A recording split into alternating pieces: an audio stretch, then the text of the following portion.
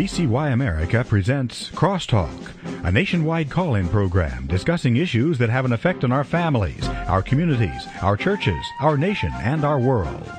Crosstalk, an opportunity for you to voice your concerns for biblical principles. And now live by satellite and around the world on the internet at vcyamerica.org. Here is today's Crosstalk. And welcome to Crosstalk on VCY America as we focus on life today. As a matter of fact, it is a matter of life. There's a number of stories that are coming forth that certainly will impact even the upcoming election as it relates to matters on the life versus abortion agenda. But first of all, just want to, no doubt you heard the breaking news today that the U.S. Supreme Court has agreed to hear arguments over President Barack Obama's health care overhaul, setting up an election year showdown that will take place over the domestic policy advisement and advancement from the White House. The justices today revealed that they would take the case. This means that oral arguments could come in March, allowing plenty of time for this decision to be made by the end of their recess in late June, just 4 months before Election Day takes place. This is a topic that will be taking precedence on Crosstalk's program tomorrow, as we'll be sitting down and analyzing this case that they have agreed to take. But as we focus on life today, and by the way, the Obamacare, the Affordable Health Care Act, that very much is an issue pertaining to life versus death, as well as abortion, very much a part of the quote-unquote nationalized health care.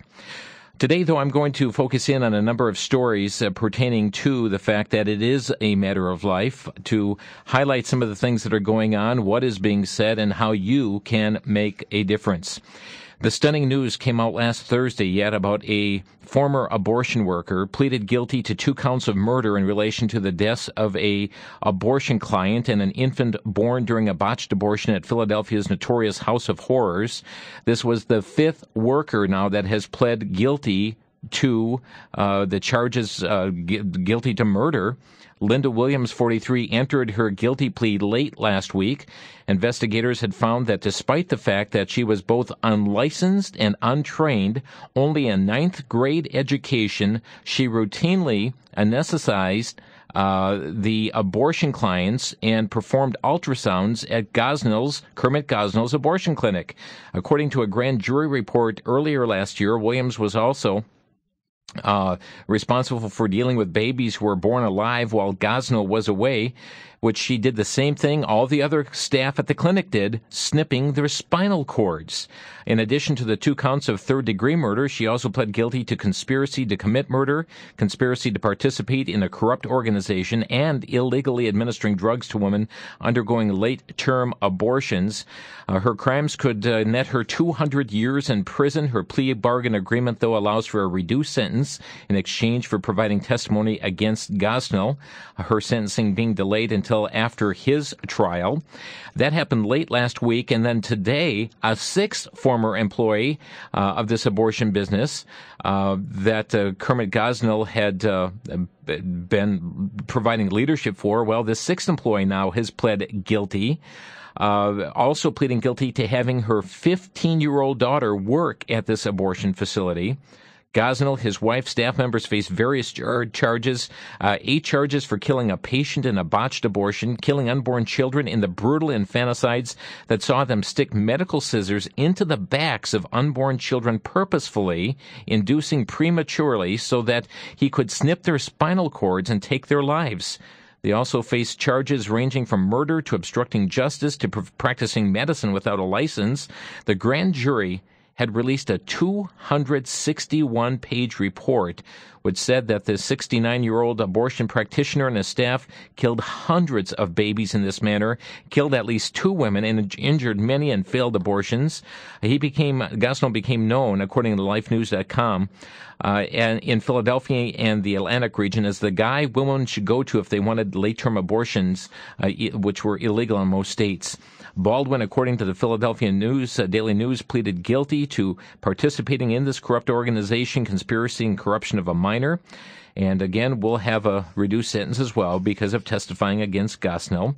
Gosnell, meanwhile, has been denied bail as the case moves forward. Women have spoken out about their treatment. One woman says she was drugged and tied up and forced to have an abortion. Folks, this is what happens under the guise of pro-choice.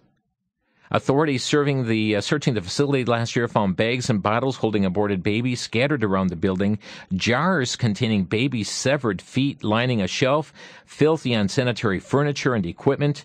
The grand jury investigation shows state officials did nothing when reports came in about problems at Gosnell's abortion center, which had upset the new incoming pro-life governor, Tom Corbett. The investigation was launched, charges filed, and now we have the sixth worker at the clinic pleading guilty to murder. LifeSite News also does report about a Kansas judge throwing out 49 of the most serious felony and misdemeanor charges in the country's first criminal case against Planned Parenthood after it was revealed that key evidence in this case had been destroyed. 58 criminal charges related to unlawful late-term abortions will still move forward, though. But the drop charges related to allegations that Planned Parenthood of Kansas and Mid-Missouri had failed to keep proper abortion records and then forged records when they were requested during an investigation into the abortion provider. At the center of the dispute were copies of patient records obtained by former District Attorney Phil Klein, who launched the case against Planned Parenthood in 2007, and the original patient records submitted to the Kansas Department of Health and Environment. During a hearing last Wednesday, District Attorney Steve Howe explained to Judge Stephen Tatum that former Attorney General Steve Six, now keep in mind that that's a name that you should know because this is the name of a person that President Obama has nominated to go up into the court system. Well, the Attorney General Steve Six had destroyed the copies of termination of pregnancy forms in 2009. The destruction took place after Klein had filed the charges, and while the case was under appeal, Howe indicated that the destruction of the records may have violated the retention policies of the Attorney General's office. Last month, Howe stunned pro-life supporters when he told Judge Tatum that the original forms submitted by Planned Parenthood to KDHE had also been destroyed in 2005 for reasons still unclear.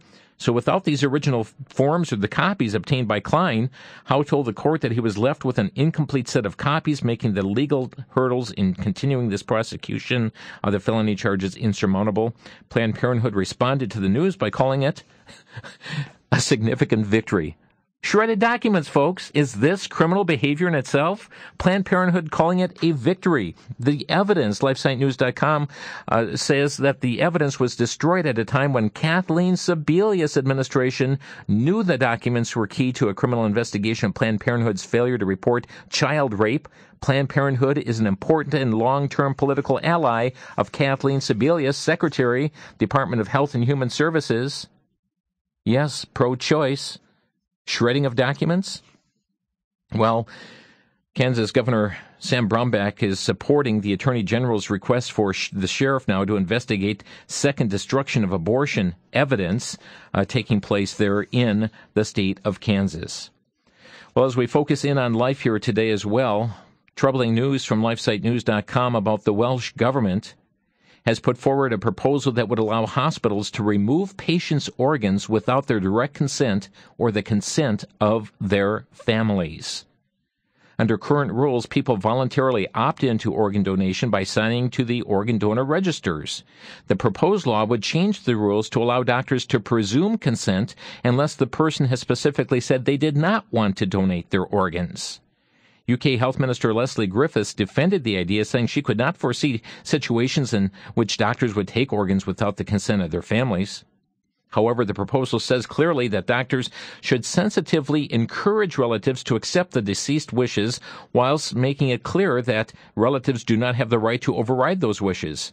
Griffiths commented that repeated surveys show the majority of people in the UK and Wales believe in organ donation, but only 1 in 3 people in Wales have joined the organ donor registry.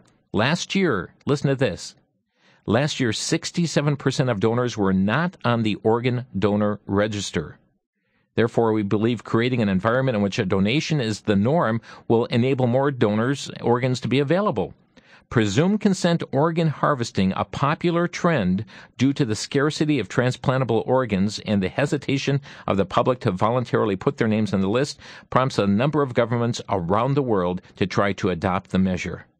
Pro-life ethicists have been increasingly sounding the alarm about organ transplants, saying the only way to obtain suitable vital organs is to remove them from living patients.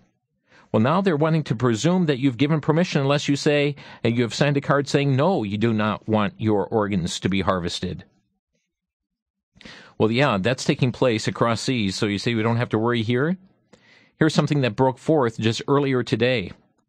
The 16,000-member Christian Medical Association is urging a no vote today on proposed changes in the ethical standards that the government endorses to guide organ transplants that's here in the U.S., contending that the changes would weaken ethical boundaries and could endanger patients, open the door to abusive practices by healthcare facilities, and force conscientious professionals out of medicine. Dr. David Stevens conveyed the warning in a letter that he sent today to John Lake, president of the board of directors of the Organ Procurement and Transplantation Network in Richmond, Virginia. The proposed requirements remove the important stipulations separating patient care from donation solicitations, whereas previously the hospital's primary health care team and the legal next of kin would have decided to withdraw ventilated support or other life-sustaining treatment before the patient is evaluated as a DCD, that's a donation after cardiac death, candidate. Under the proposed policy, a patient may be evaluated as a DCD candidate prior to a decision by the family. And Dr. Stevens is saying, hey, this proposed requirement, broadening this and donor criteria to include patients without a neurological injury. Physicians are greatly concerned that patients with chronic illness like spinal cord injury or ALS will be vulnerable here in the U.S.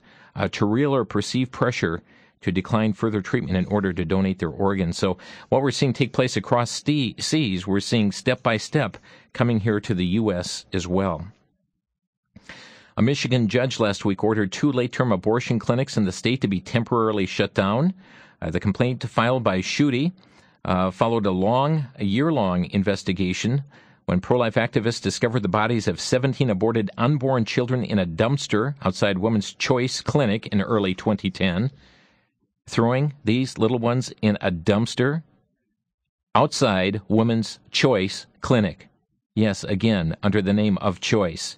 They found unredacted medical records, trash bags containing bloody or soiled gloves and gauze surgical sheets, all which should have been disposed as biohazardous waste.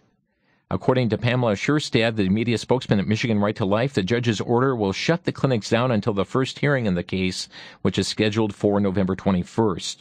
In a press release, Monica Miller of Citizens for a Pro-Life Society, who's been involved in the case from the beginning, said that her organization is thrilled about the court action, as we hope it will result in babies saved from abortion.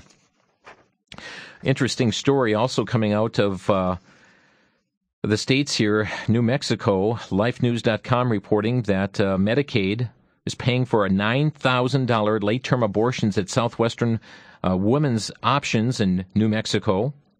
Operation Rescue has since revealed that they are willing to do abortions as late as 30 weeks to kill unborn children with Down syndrome at a cost to Medicaid of up to $16,000 per procedure. One of the abortionists on staff, Dr. Curtis Boyd, made a shocking admission to the Austin local news channel. Am I killing? He said, yes, I am, and I know that. I'm an ordained Baptist minister. Now he's Unitarian. Have a little bit more on that story when we return. It's a matter of life here on Crosstalk. Back to Genesis with Dr. John Morris, scientist with the Institute for Creation Research. Dr. Morris, at what point is the sex of an embryo determined? Chris, for mammals and for people, I think sex is determined at conception. Some have proposed that gender develops as the embryo grows, but science indicates otherwise. A team of scientists has discovered that 12,000 brain genes were different between the sexes in embryonic mice relatively soon after conception. They didn't develop, they were made that way. Chris, this fits the back to Genesis truth that God created male and female, and He created them that way on purpose. They didn't just develop, it all started back in Genesis. Thank you, Dr. John. For more information on the foundational principles set forth in Genesis, simply visit us on the web at www.icr.org. That's www.icr.org. For the Institute for Creation Research, I'm Chris O'Brien.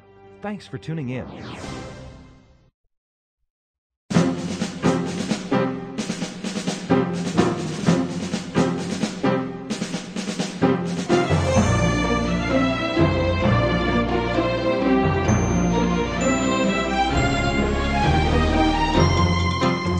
You're listening to Crosstalk here on VCY America, and today it's a focus on life because it is a matter of life. Several weeks ago, Vic Eliason had interviewed Ray Comfort about this dynamic new 180 movie. And the way in which this is turning the minds of people all across the country as it relates to abortion. It's a stunning movie, and also stunning to see how people are ready to change their mind on the life issue after they watch it. Again, this is where viewer discretion is advised. But you can go to the website 180movie.com, 180movie.com, and in the few short weeks since before this came out, since it came out, there have been 1.5 million views of this already. 1.5 million viewership that's taken place of 180movie.com. Those of you in southeast Wisconsin, this will be shown on our own TV station tomorrow night, 7 p.m. Central. Well, it's very interesting, the story out of New Mexico, where the abortionist, Dr. Curtis Boyd, said, yes, I'm killing. I know that. I'm an ordained Baptist minister, though the reporter pointed out he's now a Unitarian who says he prays often. He says, I ask that the spirit of this pregnancy be returned to God with love and with understanding. In an article for the pro-abortion publication Voices of Choice, Boyd admits to having been an abortionist in the 60s prior to the Roe v. Wade decision, which legalized abortion. He claimed that the decision to have an abortion is responsible and even more moral than the decision to choose life. Hear that? He said it's responsible and more moral for the abortion than the decision to choose life. When a woman acts in a responsible way, doing what she believes is in her best interest and the best interest of her family, she's being moral. This is a moral decision, and I believe in that. End of quote from Mr. Abortionist. Well, let's see here. This one from CNSnews.com. Representative Debbie Wasserman Schultz of Florida. We have many Floridians listening to Crosstalk. She's chair of the Democratic National Committee. Said that for states to enact constitutional amendments that say human life begins at conception is an extreme and radical step. She spoke to reporters on a conference call, called these personhood amendments divisive, dangerous, and destructive attack on women.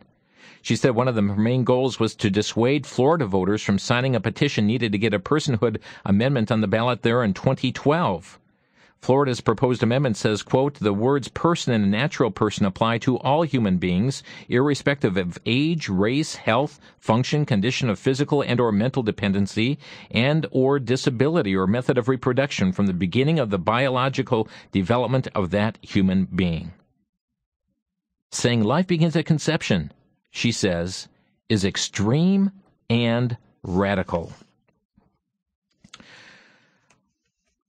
The pro-life advocates in Virginia experienced an election victory last week. They captured the Virginia State Senate, which had been a thorn in the side for years, preventing the passage of life-saving legislation. The victory is made possible by a pro-life candidate, Bryce Reeves, defeating longtime pro-abortion State Senator Ed Hoke, whose position as chairman of the powerful Education and Health Committee allowed him to prevent pro-life legislation from reaching the Senate floor, making him what the Susan B. Anthony List President Marjorie Denenfenster called a consistent ally to the pro-abortion movement.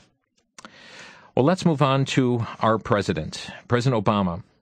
He and his administration have very close ties with leading pro-abortion organizations, so it's no surprise that he defended taxpayer funding of Planned Parenthood abortion business during a speech at a pro-abortion group's dinner banquet last Wednesday night. He addressed more than 2,000 activists at the National Women's Law Center annual awards dinner, where he bashed congressional Republicans for their efforts to deny federal funds for Planned Parenthood, and the Planned Parenthood does more abortions than any other organization in the United States. Here's what he had to say. The American people are with me on this. And Republicans in Congress should be with me too, because it's right for the country. Instead, they're spending time focusing on how to turn back the clock. Instead of figuring out how to put more Americans back to work, they've been trying to figure out how to take away preventive care that is covered under the Affordable Care Act. Instead of making life easier for women in this country, they want to let insurance companies go back to charging higher prices just because you're a woman. Instead of working to boost our economy, they're out there spending time trying to defund Planned Parenthood and prevent millions of women from getting basic health care that they desperately need. Pap smears and breast exams. That is not the right direction for this country.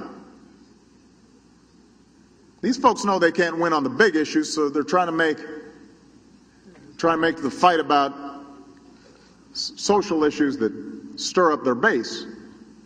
They're spending their time trying to divide this country against itself rather than coming together to lift up our country. And we don't have to settle for that. The American people shouldn't have to settle for that. That's not the right direction for the country, he says. Can you imagine that? Standing up for the most vulnerable of citizens here is not the right direction for the country.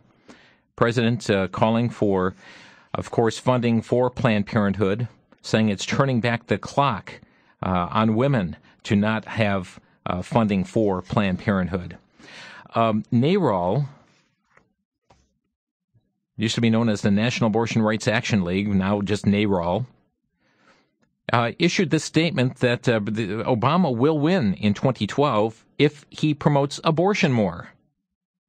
President Barack Obama, LifeNews.com reports, has already crafted a record that easily makes him the most pro-abortion president in the nation's history. But the abortion activist group NARAL says Obama will have a better chance to win re-election if he would promote abortion more. The pro-abortion group released the results of a poll. It claims it shows abortion provides an opening for President Obama to create a sharp contrast with anti-choice Republicans. NARAL suggests promoting abortion more will get them on board with the re-election campaign. NARAL says 40% of women they surveyed said that they could never vote for a presidential candidate who's pro-life, even though pro-life presidential candidates have historically had an advantage because of their pro-life positions. The NARAL survey conducted by Greenberg, Quinlan, Rosner Research, it's a Democratic pollster, claiming that women trust Obama more on abortion than any other issue. They gave Obama a 59-point edge on abortion compared to a 46-point advantage, a national security, a 40-point lead on the economy over Republicans. NARAL will try to introduce the issue of abortion in part by focusing on attacking the pro-life Republican presidential candidates seeking to replace Obama. A quote from them says, all of the candidates for the Republican nomination oppose a woman's right to choose. Over the next year, we'll be working day in and day out to highlight the contrast between pro-choice President Obama and his extreme anti-choice Republican opponents. They're saying, if only the president would promote abortion more, he would win in 2012. LifeSiteNews.com reporting that Dr. James Pendergraft, a Florida abortionist who earlier this year was ordered to pay $36 million in damages after a botched abortion left a baby alive but severely disabled, is now attempting to attract clients to his Orlando Women's Center by offering a coupon for abortions valid on Sundays only. This coupon, which can be used to kill an unborn baby up to 24 weeks old, is advertised on the main page of the center's website. Limited time special. Print this page and bring it in for your $50 savings only on Sundays. Reads the coupon, valid for abortions performed by May 31st, 2012. You must present this page to the receptionist at the time of the abortion on Sundays only. $50 credit towards the cost of abortion, no cash value. The notorious abortionist who's had his medical license suspended 4 times, owns 4 other clinics in the state. The most recent suspension of his medical license was imposed in August 2010 for allowing an employee to administer narcotics without a license. He was also found guilty of prescribing steroids for no apparent reason to an employee known to have a drug problem. Previous suspensions have been for performing illegal abortions, including 3rd trimester abortions. Choice? Well, there's a number of interesting things and stories going on here, folks, but let me ask you this today, and we're going to be opening the phone lines here in a moment. But my question to you is, how important is this life issue to you? in the 2012 election? Is it more important to you or less important to you than the economy? If a candidate has good ideas on righting the economy but is pro-abortion, will you vote for that person? Nero says Obama can win if in 2012 if he just promotes abortion more. What's your reaction to it? Let's open up the phone line and hear your reaction. If a candidate has good ideas on righting the economy but is pro-abortion, will you vote for that person? Is the economy the bottom line? Our number 800-733-9829. 1-800-733-9829. What is the most important? Is the economy the most important issue to you as you face these 2012 elections? Some of you are voting, casting votes within 60 days from now as the Iowa caucuses and New Hampshire primary and all the states' primaries take place. But how important is this pro-life issue to you in the 2012 election? Do you agree with Narol that if Obama would just promote abortion more, he would sew up the nomination on the part of the American people in 2012? He would win in 2012 if he promotes abortion more? What's your reaction to it? Our number 800-733-9829. Let me also make mention of this alert that came forth from Concerned Women for America. The Senate, U.S. Senate, is going to be voting on a minibus spending bill this week that focuses on demolishing several pro-life protections. Did you hear that? They're voting on a spending bill that is focusing on demolishing several pro-life protections. The minibus includes Senator Frank Lautenberg's amendment to permanently prohibit future presidents from implementing the Mexico City policy. Well, the Mexico City policy was first implemented by Ronald Reagan. This allows tax dollars to be used to subsidize organizations that promote or perform abortions abroad. President Reagan instituted that. Then it was made void by President Clinton. President George W. Bush brought it back again. President Obama has said no. And so they're seeking to permanently prohibit future presidents from implementing the Mexico City policy. That's issue number one.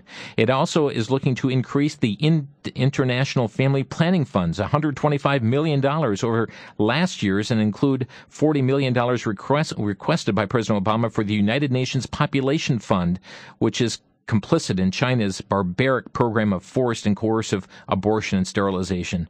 Finally, the minibus once again lifts the D.C. abortion and federal employee benefits health ban on elective abortions.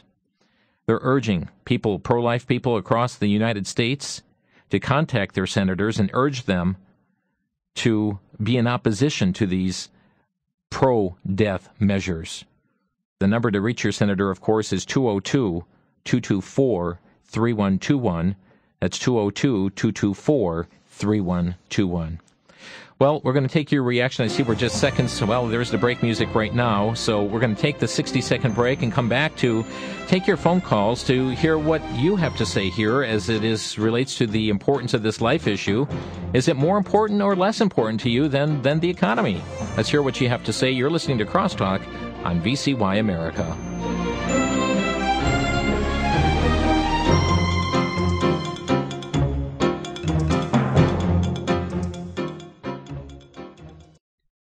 A growing controversy has emerged.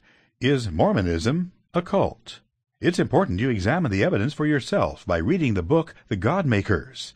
Ed Decker, who spent 20 years in the Mormon Church, has teamed up with Dave Hunt to write this shocking expose of what the Mormon Church really believes. Mormons claim to follow the same God and the same Jesus as Christians. They also state that their gospel comes from the Bible. But are they telling the truth? The God Makers, one of the most powerful books to penetrate the veil of secrecy surrounding the rituals and doctrines of the Mormon Church, reveals the inner workings and beliefs of Mormonism. You'll discover the true nature of the Church of Jesus Christ of Latter-day Saints and its hidden worldwide agenda. Though penned in 1997, it gives proper understanding for the issues we're facing today. The God Makers is available for a donation of $17 or more to VCY America by calling 1-800-729-9829. That's 1-800-729-9829.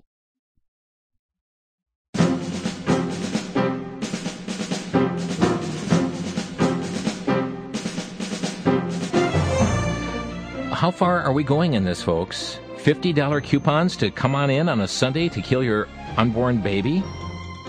Taking your phone calls across the nation today at Crosstalk 800-733-9829. We're going to begin in Germantown, Wisconsin. Lynn, you are on the air. Hi. I don't think there's any other issue that's more important than the life issue, because if you have people in office that do not support life, which is part of our very basis for being a free country, life, liberty, and the pursuit of happiness, how could you trust them to do anything else? I mean, it doesn't make any sense. You see, we're going to be, every voter is going to be faced with that decision. What's the most important thing? If they vote right in the economy, the economy is in rough shape. But if they're I know, but it doesn't matter because God is the creator of life. And if you're willing to turn around and take something away that God has instituted as being, his very own creation, then, our country is not going to survive. It doesn't matter how wonderful somebody's economic plan might be. You can't have this Holocaust against the innocent children and expect anything else to work right. I don't care how good they sound. Thank you, Lynn, for your comments today. Yep. Let's go next to Tom in South Dakota. Tom, you're on the air. Good afternoon. Thanks for taking my call. I don't care what their economic stance is. I would never vote for anybody that's for abortion, because Jesus made man in his image. And, are you just shaking your fist at him, telling him you don't care if he lives or dies in your heart? Good point. Thank you, Tom. Appreciate your call. Thank you. Our number is 800-733-9829. Could it be that we're having problems in this country with our economy and everything else because we have thumbed our nose at God on this matter of life? Let's go to Albion, Pennsylvania. Eileen, you're on the air. Yes. I would like to say this, and I thank you for taking my call. Okay, I believe we should put God first, because if we don't put him first, nothing's going to matter. So we need to put him first, and the other issues will follow if we put him first. And the other thing I think is, under salvation, abortion's next, because how highly God thinks of those things. Thank you. Thank you for your thoughts today. Our number 800-733-9829 to Port Charlotte, Florida. Vincent, you're on the air. Yes, I'd like to make a statement, and then I'd like to ask a question. And the statement I'd like to make is basically the same thing everybody else says. I refuse. This election, last election, I forced myself to vote for John McCain. But this election, I will not vote for anybody who believes in abortion at any level. And I'm just like everybody else. I believe if we can change that, then that would leave room for God to help us in the other areas that we are desperately in need of. Now, my question, and I'll hang up, is when the funding for Planned Parenthood that has to go through the Congress for them to approve, in the past, evidently, I might be wrong, and I'm asking you, does the Republicans and Democrats have to sign off for the funding for Planned Parenthood? And I'll hang up to hear your answer. Thank you very much. Thank you for your call. Well, what happens is goes up by way of a bill form in which everybody votes on that specific bill. So a majority vote in the Senate passes it on to the House side or the Assembly. The House side will, by majority vote, make their decisions. If the two bills don't agree, it goes into a conference committee at that point, and they work out all the details of it. Then it goes back to each body for an up or down vote that is not amendable at that point. So, in essence, yes, every congressman will have to, and senator votes on these matters. And right now, the House is Republican-led, the Senate is Democratic-led, and so therefore many things do not agree, so it goes into conference committee where people from each of the parties and houses work out the acceptable language, and then it comes back for an up or down vote. So every one of them is faced with the vote on that matter, but the majority in each body then will win on that issue. Our number here, 800-733-9829. How important is this life issue to you in the 2012 election? More important or less important to you than the economy? Folks, let me ask you that. If a candidate has got all the right answers here on how to right this economy, but is pro-abortion, will you vote for that person? We've got open lines here, 800-733-9829. Kimberly's been holding in Virginia, Minnesota. Kimberly, you're on the air. Hello. I'm just calling because I just feel really passionate that we as Christians should stand together against this issue. And I think as Christians, this shouldn't even be an issue because we need to protect the children and the economy. God tells us that He's going to take care of us, and we need to be taking care of those that can't protect themselves. And I just feel so strongly against this, and I think as Christians, if we make a stand this next election and vote our conscience, I think that we can overcome this and just put the right person in there. Okay, thank you, Kimberly, for your call from Virginia. Bye. Bye-bye now. 800-733-9829 to Doug in Ringgold, Georgia. You're on the air. Yes, it seems to me like a fellow that's for the economy and for the abortion, that seems like a double-minded person. We know what the Bible says about a double-minded person, unstable in all their ways. Mm-hmm. So your position on that is? They're double-minded. Uh-huh. How other could you say? I mean, I want a good economy and I want this, but they want it, can't have it both ways. Appreciate your call here today. All right. Our number 800-733-9829. Larry in Elkhorn, you're on the air. Jim, how are you today? Fine, thank you. Good. This is a subject that's so close to my heart. For the last several years, I've been talking to people, especially those who claim to have a faith in Jesus Christ and they espouse the Christian values, and yet they either are from the educated elite or they may be from a blue-collar environment where unions are prevalent. And I don't want to name any specific denomination of Christian faith, but I found that very many of these folks will not put the life of an unborn child ahead of their pocketbook or ahead of the educational elite and what they believe is right, because they know what's best for the rest of us. Mm-hmm. And I guess I'm going to go one step further and say I don't know what percentage of your audience is of the Catholic faith, but I'd like to encourage those who are strong in their faith and believe that God's Word is the most important thing in their life, and that those children are the most important thing, that they would vote for a pro-life candidate over anything. And I'd like to encourage those Catholics to speak up. I married a Catholic woman, and I love her family, and they all believe that life comes first, but there's so many I've met that don't believe that, and I'd like to encourage them to, if that's what they truly believe, to speak up and encourage their counterparts in their churches. And Larry, it really goes beyond. It goes beyond what does a denomination say. It's what does the Word of God have to say on this issue, and where does God stand on this issue? Absolutely, Jim. And when we see the very fact, as others have stated, that man is created in the image of God, He tells us in His Word before we were born, He knew us in our mother's womb. He knit us together in our mother's womb, and we know that life is sacred to God. So regardless of one's even denominational label, it's what does God have to say about this? I appreciate your comments, and I praise God that people's hearts and minds will be changed. God bless you, Larry. Thank you for your call. Thank you. Bye-bye now. Yeah, as a late-term abortionist says, yes, I'm killing babies. Yes, I am. I know that. Doing it with full knowledge here, folks. And we have another abortionist giving $50 coupons on a Sunday abortion. Limited time special. Print this page. Get your $50 savings. Only on Sundays. Valid for abortions performed by May 31st, 2012. You must present this page to the receptionist at the time of the abortion on Sundays only. $50 toward the cost of abortion. No cash value.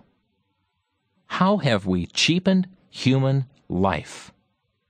And yet, we're hearing from NARAL, if only the president would promote abortion more, it would secure his election. And sad to say, There are many who are looking at the pocketbook rather than at the life issue. Our number here today, 800-733-9829. Connie is next in New Auburn. You're on the air. Hi. Thank you for taking my call. Appreciate it. Definitely against the abortion. God gave life, and He is life, and we need to bring God back in this country. Babies don't ask to be conceived, and they don't ask to be murdered. If you don't want that child, adoption. Make adoption more affordable, and for more families that are not blessed with children. There's a lot of families out there that want children and can't have them. That advertisement that you were talking about is totally, absolutely ridiculous. I know we have freedom of speech, but I think that is going beyond when it concerns life. Life is precious. This is our future. These children are future doctors, nurses, scientists. They don't deserve to die. Yes, women need health care, but not abortion. And I would never vote for anybody that is for abortion. This is life. Life is sacred. Thank you. Let's keep it that way. Thank you for your thoughts here today, Connie. And here we have the sixth worker now at an abortion facility, an abortion Holocaust place, folks, that pleaded guilty, snipping the spinal columns of these little babies. Greg in Ohio, you're on the air. How you doing? I'm calling because I'm pro-abortion. And the reason why I'm saying that, most of these people that are saying no, they're against abortion and stuff like that. If a girl gets raped, has the choice to go get an abortion. Greg, you're saying you're in favor of killing babies in the womb? Yes. For the better good. For the better good? What is the better good, Greg? The better good is, instead of having a kid grow up to be a bastard child, or, What fault is it of the baby? But this is the thing, you're killing a fetus that doesn't even... No, you're not talking about a fetus. We're talking about human life. Science tells us, Greg, that life begins at conception. Now, I got a little example to point out to you. If you got a tumor in your chest, and you can go get operated on and get it moved, but all these people saying pro-life and everything, God gave you life, God gave you everything. Well, God gave you this tumor. Now, you can go get it operated and get it taken care of, just like an abortion. Go get it operated. Life, that little baby, Greg, has much more value than a tumor. We're talking about a precious little life. Man is an important life also, but if you don't get that operation and get that tumor removed, you're going to die. That's pro-life also. But you're going to go absolutely. Get the tumor removed. But so you're equating of a tumor to a baby developing in the womb whose heart is beating and sucking its thumb. How can you even compare the two together? Well, so it doesn't have nothing. You've already been on the planet contributing, being hopefully a positive role model for the world. This thing has nothing to offer yet. Oh, my, Greg. It has everything to offer. It is life. It is sacred life given by God himself. And to say because there's no value? Come on now. Well, I've got a break, folks. We'll be back in 60 seconds. You're listening to Crosstalk.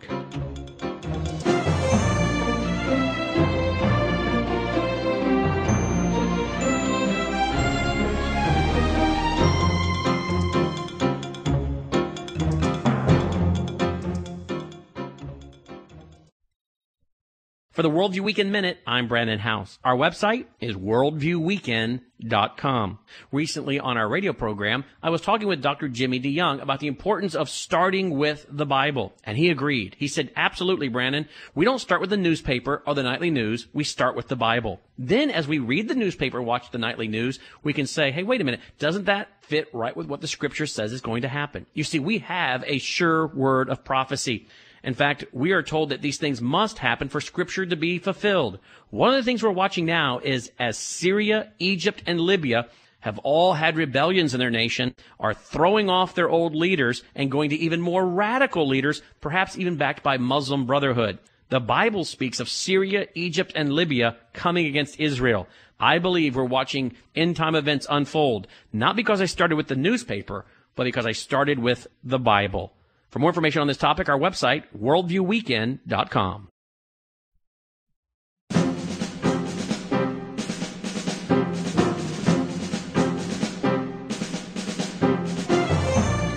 Folks, when you hear the reasoning coming forth from that recent caller here, comparing the baby developing in the womb, growing and maturing to nothing more than a tumor, it has not contributed anything to society.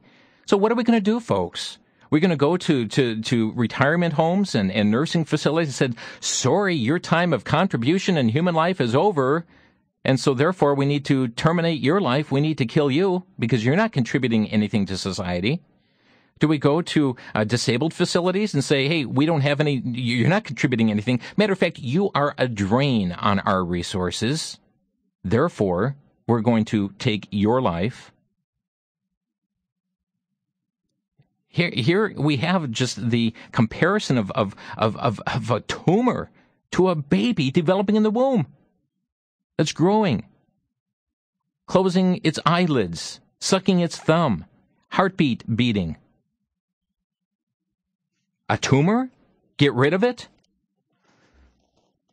Let's go to Pensacola, Florida, and Lila, you're on the air. Oh, I'm so glad. I came to Pensacola in the United States Cadet Nurse Corps in my senior year.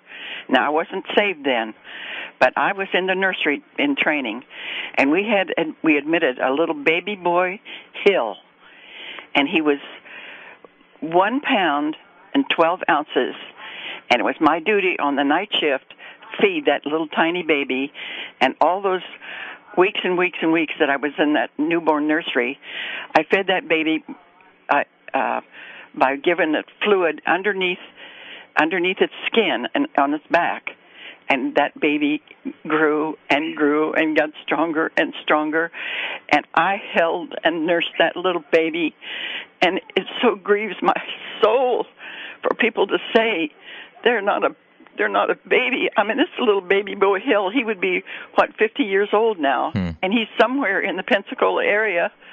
But I took care of babies, tiny little babies. One lady that came in to my duty station, she was lifted a Ford motor, and she was bleeding. She was pregnant 6 months. And as I was getting her cleaned up and everything, that baby was born right there with me, the only one in the room at night. And that little baby pinked up. I mean, that meant he was breathing. Mm-hmm. And that was another baby. And I gave that little baby to the nun, and I don't know I didn't follow up on what happened to that baby.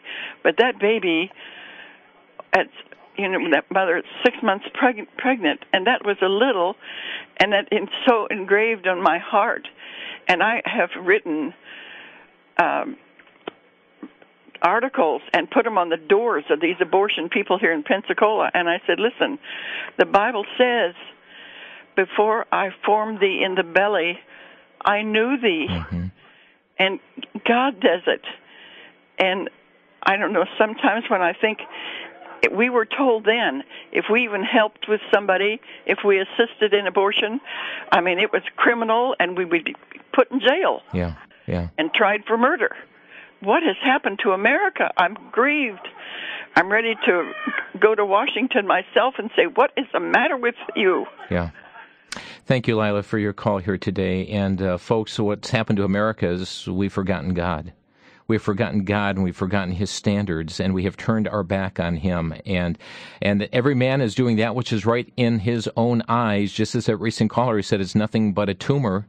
Just as we have the allegations and the pleadings that have come forth from those guilty of snipping the spinal columns of these innocent little precious babies.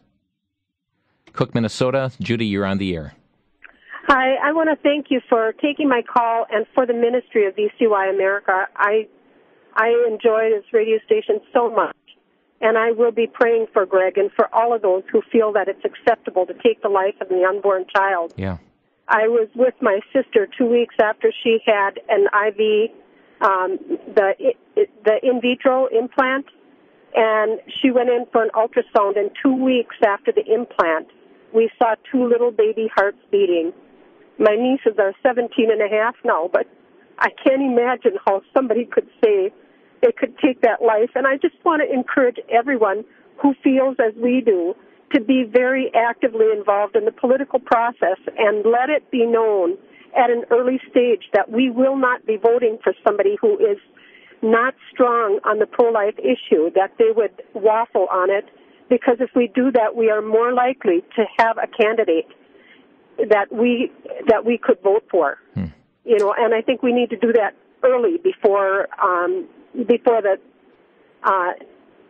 decision is made. Thank you, Judy. Appreciate your call. And, you know, we heard the callousness coming through previously. And you think, how callous, though, are we when we say, well, our pocketbooks are more important than life? Could we have that same attitude, but in different words? Let's go next to Madison, Wisconsin. Walter, you're on the air. Hello. You know what? Can I say something? You're on the air, Walter. This lady, this take an imaginary woman. I don't know of any one particular illustration, but she has an unwanted pregnancy, and what was she doing the night before in bed with another guy to bring about that baby in the first place? She's responsible. Yeah. Good point. Thank you. To Florida, and Karen, you're on the air. Yes. Thank you for taking my call. In our house, there's three of us. None of us would vote for a candidate that is not pro-life. And also, my husband and I have talked great concern that if our economy did recover and we could continue to fund abortions, that would be the worst thing that could happen. Yeah. So I'd rather have the economy be unsupportable, unsustainable, if we're going to continue to murder babies. Karen, thank you for your call. And we're going to squeeze one last call. Evelyn, we have a few seconds left. Go ahead with your comment from Washington. Yes. There's an issue here that has not been addressed. When I had a spontaneous abortion back in 1959, you know what that is? It's commonly known as a miscarriage. And a woman will have a miscarriage when something is not right. And the body shuts down that whole reproductive process. Now, when you have an abortion, that does not shut down, and so a woman is left with major, major problems health-wise to her systems as a result. And they better think twice about having these abortions, because you will never be right after that. Thank you for your call here, Evelyn. We're out of time. Thanks to all of you calling, but folks, we've got to be praying regarding this matter, and you've got to do some soul searching where you stand on the issue. Thanks for joining us. You've been listening to Crosstalk via satellite and the internet from VCY America. Views expressed may or may not be those of this station. For a CD of today's program, send a donation of $6 or more to VCY Tape Ministry, 3434 West Kilbourne Avenue, Milwaukee, Wisconsin, 53208. Or download by RSS or podcast from crosstalkamerica.com. And join us again for Crosstalk.